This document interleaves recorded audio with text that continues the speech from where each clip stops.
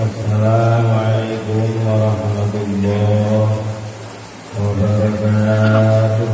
Waalaikumsalam warahmatullahi wabarakatuh. Alhamdulillahilladzi arsala sayyidana wa nabiyyana Muhammadan sallallahu alaihi wasallam rahmatan lil alamin wa faddalal ulama bi qomatil hujajiddin wa akramal awliya biduhuril karomati wa qawalil lati hiya min mu'jizatil sayyidil mursalin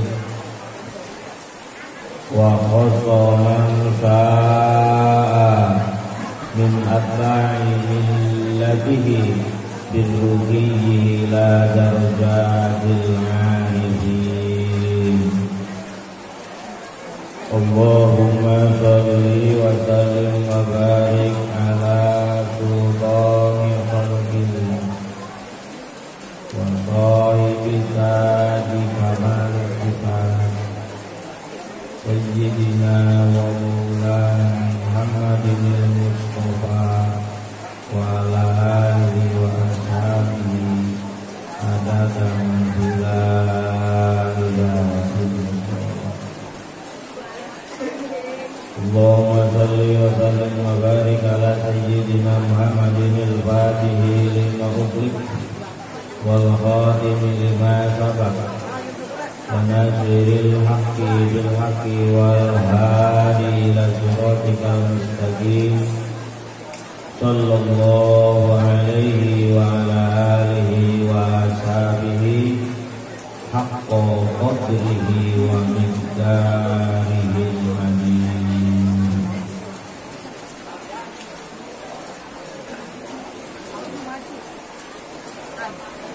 قال الله تعالى في كتابه الكريم وهو أصدق القائلين أعوذ بالله السميع العليم من الشيطان الرجيم بسم الله الرحمن الرحيم اتبعوا من لا يسألكم أجرا وهم مهتدون وقال أيضا wattabi sabila man anaba ilayya wa qala an-nabiyyu sallallahu alaihi wa alihi wa sallam afdalu dzikri fa'lam annahu la ilaha illallah wa qala aidan afdalu ma qultu ana wa nabiyyuna min qabli la ilaha illallah wa qala aidan man qala la ilaha illallah khalisan mukhlisan dakhala al-jannah wa qala aidan law jaa qailu la ilaha illallah di qurbil ardi dunuban la ghafarallahu lahu dzalik.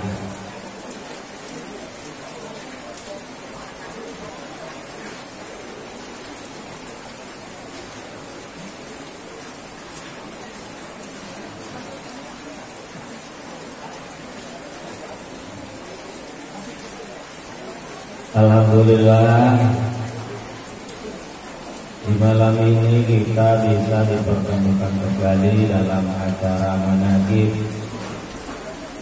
bulanan syahriyah walaupun dalam keadaan hujan, semangatnya terhalangi.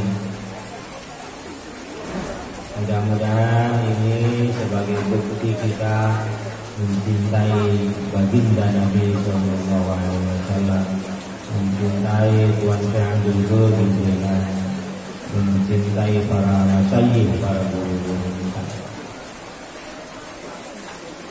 sehingga kita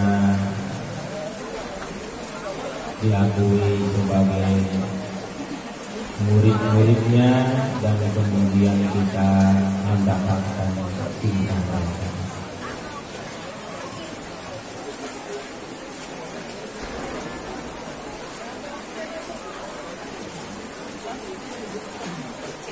Dalam manaqib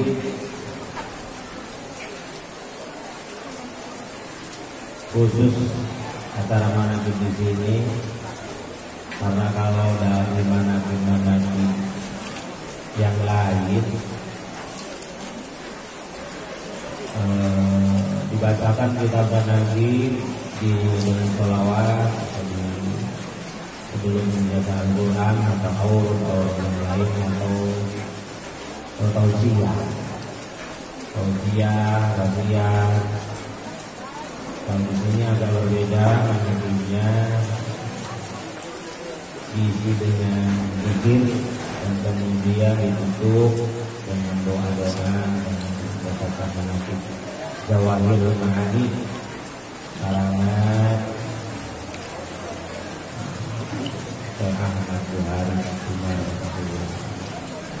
saya dapat walaupun manaqib Tuan Abdul Qadir yang saya pegang ada beberapa, tapi yang sudah diberi dibaca di selatan waktu saya membacanya Jawahirul Ma'ani. Di sini pikir saya berkeinginan dengan diberjamaahkannya zikir agar zikir yang telah kita dapatkan, zikir yang telah kita pegang minimal sebulan sekali kita asah sama-sama. Kita asah sama-sama berkumpul. Ini hikmahnya sangat besar sekali.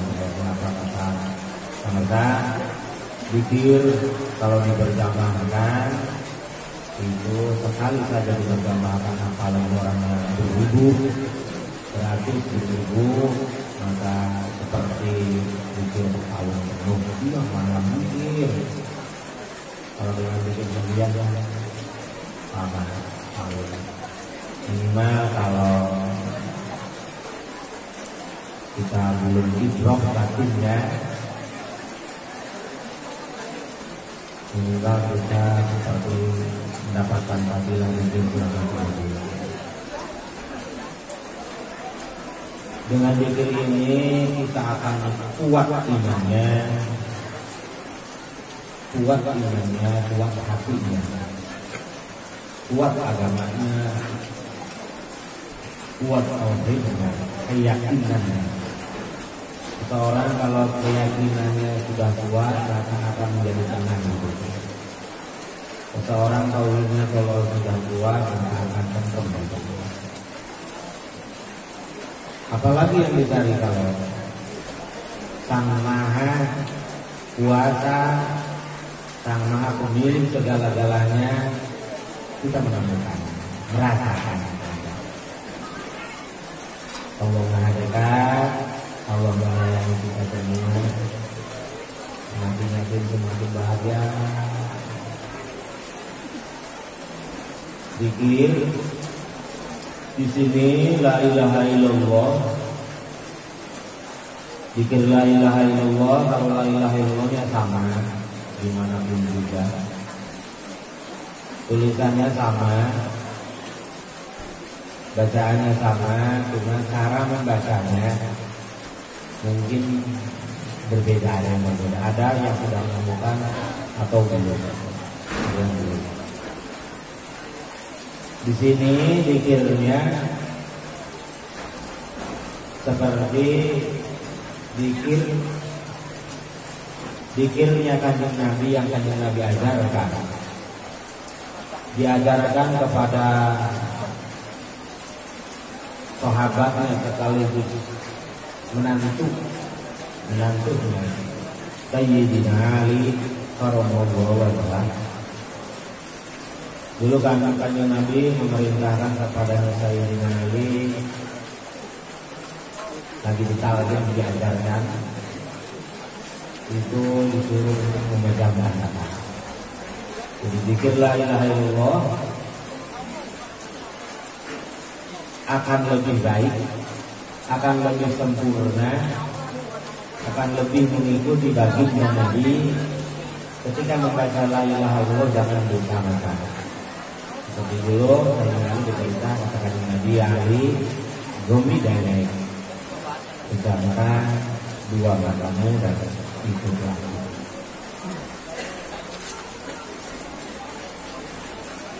Kemudian kita samping memejamkan mata, punya wudhu yang sempurna, wudhu dulu, wudhu syariat, menghilangkan hadas kecil. Dan ketika membaca la ilaha illallahnya dipaskan ke latifah kita, latifah yang sudah ada di dalam diri kita semua, baik laki-laki maupun perempuan, latifahnya sama dan letaknya pun sama. Tinggal ada orang yang sudah disentuh latifahnya itu dan ada juga yang belum. Bahkan mungkin masih banyak orang yang belum sama sekali bahwa di diri kita itu ada latifah atau lelembut. Anugerah dari Allah untuk kita semua sebagai manusia.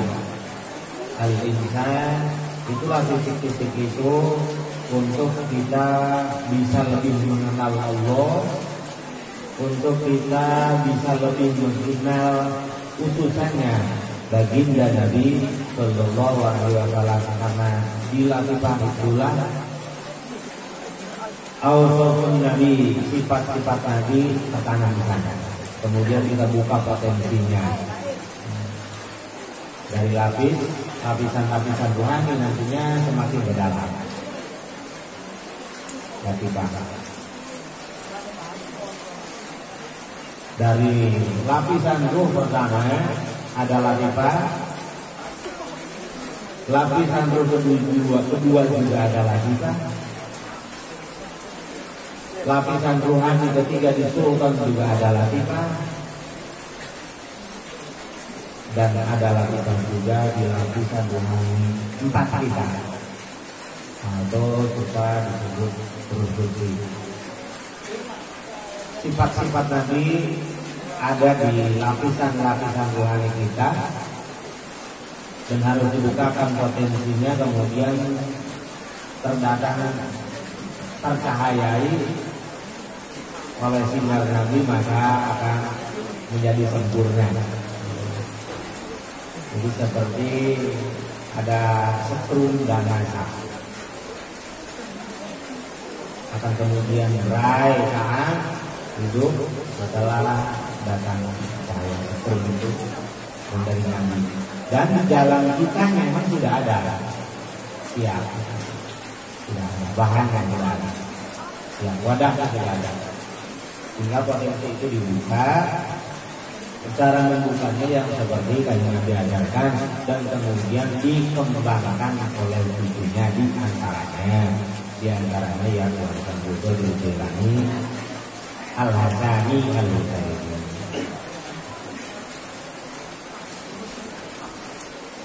Bukti tulisan bahwa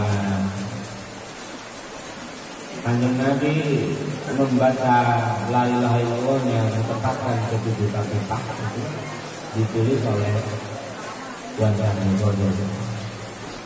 Itulah isi dari kata-kata ayakuna dzikru bidarbin syadidin wa yakuna dzikru bi sautin qawiyyin.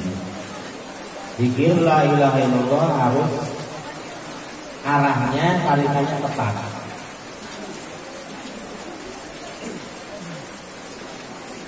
Dan zikir la ilaha illallah harus memakai tenaga, sautin qawiyyin. Karena dalam membaca zikir la ilaha illallah ini kita tak hanya mendapatkan pahala, tak hanya mengharapkan mendapatkan thawab pahala, tapi juga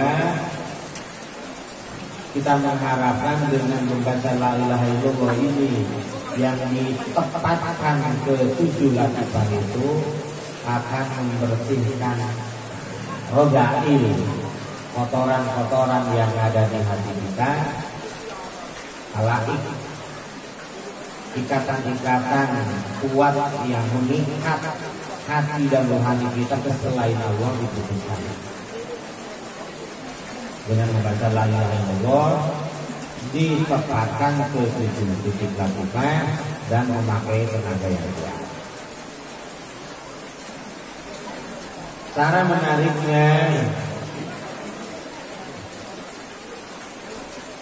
menariknya, dari bawah pusat tarik ke ubun-ubun melewati 3 titik lapisan. Dari bawah pusat tarik ke ubun-ubun melewati 3 titik lapisan. Lapisan pertama berada di tengah-tengah badan kita atau bulu agung. Itu namanya lapisan afas di sana. Lapisan kedua berada di antara 2 alis, lapisan enam. Lapisan ketiga berada di ubun-ubun kita, disebut lapisan kolam. Itu dengan huruf lam membentang dari bawah besar ke ubun-ubun. Tarik dengan sekuat-kuatnya yang panjang, katakan dari bawah sampai ke ubun-ubun. Dengan hayalan kita sampai terasa sampai ke ubun-ubun. Ini di badan kita, dan sebetulnya ada yang berkata ahlul katab, sebetulnya ketika membacakan lam itu, ketika kita nariknya tepat dari bawah pusat sampai ke ubun-ubun itu, dari bawah itu ke bawahnya bukan di bawah pusat kita, sampai 7 lapis bumi tarikan lainnya. Wah, dari bawah pusat itu sampai 7 lapis bumi, itu atas ke kolam itu sampai 7 lapis langit. Penafsiran dari asyajarotin thayyibah asluha sabitun, la-nya ditariknya dari bawah dasar bumi. Wa far'uha bis sama, dan sampai ke 7 lapis langit. Ditarik dari bawah bumi, lapis paling bawah, sampai ke langit paling tinggi, paling atas satu itu. Asluha sabitun wa far'uha bis sama. 3. Apa? Nafsi kolam. Dan kemudian ke kanan ilaha. Ilaha 2 titik di atas kuping sekitar 2 jari, lapisatul kopi. Dan kemudian di bawahnya lapisatul ruh. La 3 ke atas ke kanan ilaha. Baru illallah dipukulkan dengan tenaga, lapisatul sirri di atas kuping sebelah kiri, lapisatul qalbi di bawahnya sekitar 2 jari pasca itu dibuat. Dan di sanalah kemudian isbat kita, makanya kemudian diturunkan dengan zikir hobi di lapisatul qalbi. Hakikat Nabiullah Adam alaihi salam, nafsunya lawamah, unsur tanah di sini. Agar apa? Lapisatul qalbi dijaga dan kemudian diteruskan dengan zikir hobi, agar syariat yang kita jalankan, syariatnya baginda Nabi yang kita laksanakan dan untuk kuat-kuat kita pikul, akhirnya supaya tidak difiniskan, digolkan oleh syaitan. Kalau nggak dijaga di latifah qalbinya, kita melakukan amalan-amalan, kita melakukan ibadah, nanti yang boleh itu setan. Karena apa? Karena di sini yang tidak dijaga. Nabiullah Adam, hakikat Nabiullah Adam, abal basar, bibit semua manusia, unsurnya tanah. unsur tanah. Nah, fisik ini. Jadi kita rawat, kita jaga fisik ini di gawangnya supaya tidak digolkan, tidak dihasilkan, tidak difinish kemenangannya oleh besok. Kita yang menang, kita yang menang, kita yang menang. Ya, sebentar lagi Yul Asad sudah turun banget. La atas ilaha ke kanan, illallah ke sebelah kiri. Latifatul akhfa, latifatul nafsi, latifatul qalb, latifatul khabir, latifatul ruh, latifatul siri, latifatul qalbi. Ya, terus bikin kopi. Belajar. Saya berhenti lagi terus. Berhenti lagi terus.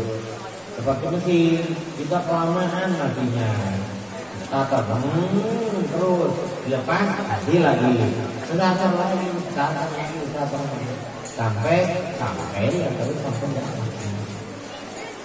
sampai tanding di. Starter lagi karena masih di luar. Harus tidak apa-apa. Tater yang luar, kalau taternya yang banyak, sehingga masuk ke dalam. Mati lagi karena belum dalam makanya taternya. Tater lagi, inilah pikir sama-sama ini tater.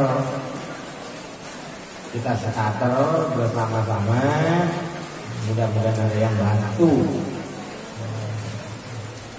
Menurut keterangan orang kumpul begini, apalagi zikir lagi belajar ini, diyakini hadirnya Allah, diyakini hadirnya wali-walinya Allah, wali-walinya Allah hadir, wali-walinya Allah hadir, membantu kita orang-orang yang belajar mengikuti jejak, mengikuti ajaran. Mengikuti jejaknya, mengikuti alangkah baiknya zikir diikuti, dipelajari, dilaksanakan, dan kalau yang belum berijazah berijazahlah di mana saja berijazah atau bisa disebut talqin. Mengapa dinamakan talqin? Karena Kanjeng Nabi menyuruhnya dengan bahasa talqin. Laqinu mautakum bila ilaha illallah, kata Kanjeng Nabi. Ajarkan ke yang mati di antara kalian semua dengan la ilaha illallah. Dan hadis ini dimuradi oleh Tuan Syekh Abdul Qadir Jilani. Lafaz mautakum di sini mautul qalbi langsung jasad. Wal muradu bi mautakum fi hadzal hadis mautul qalbi la mautul jasad. Maksud lafaz mautakum dalam hadis ini menurut Tuan Syekh Abdul Qadir Jilani adalah mesin kita yang mati. Hati kita yang mati, hati kita yang sakit, hati kita yang malas-malasan ibadah, malas-malasan takarub kepada Allah, maka dihidupkan seperti perintah Nabi, laqinu mautakum bila ilaha illallah. Jadi kita datang sama-sama ke sini itu mau starter. Padahal tiap hari disuruh baca 5 kali. Lalu malas-malas di rumahnya. Katanya di sini kalau yang sudah diperintahkan harus dilaksanakan. Katanya di sini sambil bodong. Mana kita ada zikir, ada zikir. Untuk dari sisi amalan ya bodong zikir, tapi untuk sisi rohani kita ikut. Semakin dihidupkan, yang sudah hidup semakin hidup, yang sudah hidup semakin hidup, yang sudah berjalan tambah berjalan. Ruhaninya, suluknya, perjalanan rihlahnya dari nasur, mulki, malakut, jabarut sampai lahut, makin berjalan sampailah kemudian ke maksud. ilahi anta maksudi waridhoka matlubi a'tini mahabbata. Target besar kita, proyek besar kita tiada lain memperbaiki diri kita, mengikuti baginda Nabi dari sisi ilmu syariatnya, dari amalan syariatnya, amalan thariqatnya, sampai ruhaninya, sampai tubuhnya, sampai perjalanan hidrotnya. Itulah yang disebut ulu tisilmi. Ikuti ajaranku, agamaku secara zahir dan batin semuanya. Tak hanya zahirnya juga batinnya. Belajar. Pahami kita, pelajari.